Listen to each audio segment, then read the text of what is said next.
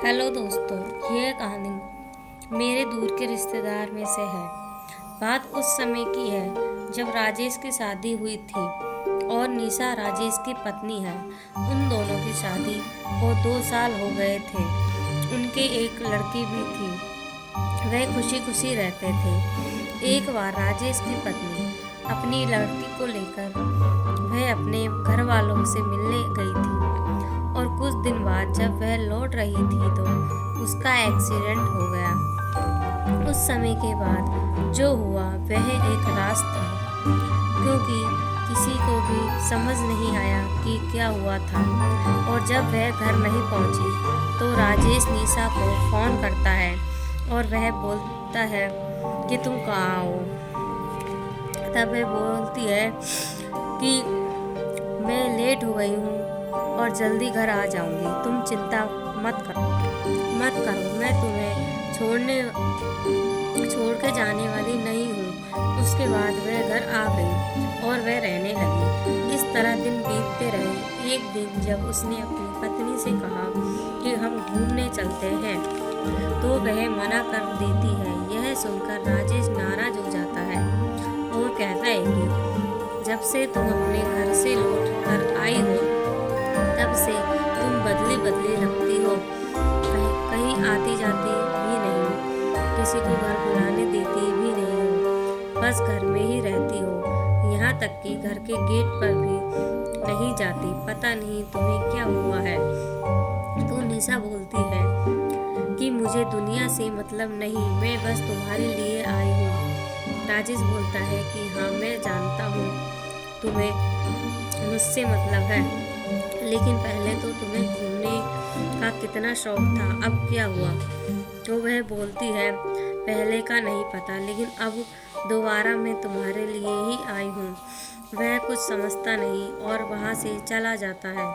तब वह सोचती है कि अब मैं इस दुनिया से नहीं जुड़ सकती, लेकिन कहते हैं ना, सच्चाई नहीं छुपती।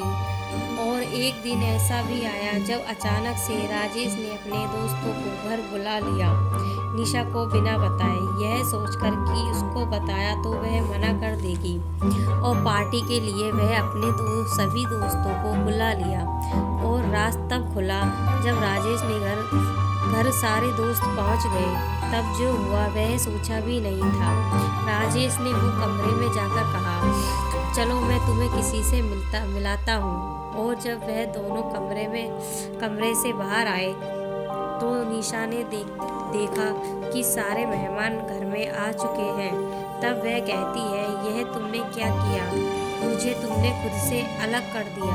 तो राजेश कहता है कि क्या बोल रही हो, चलो सब इंतजार कर रहे हैं हमारा। और वह निशा की एक नहीं सुनता और उसे ले जाता है और अपने दोस्तों से कहता है, मिलो अपनी भाभी से।